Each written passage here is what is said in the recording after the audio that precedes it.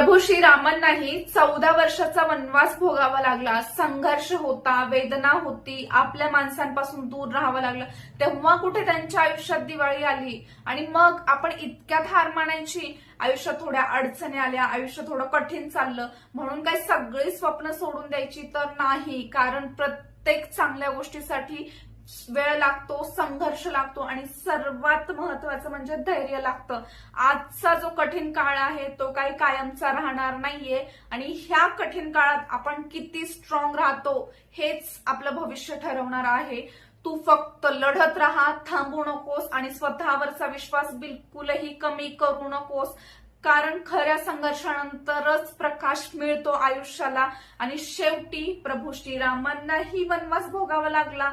मग आपण इतक्यात हार मानून कशी काय चालणार? बरोबर की नाही?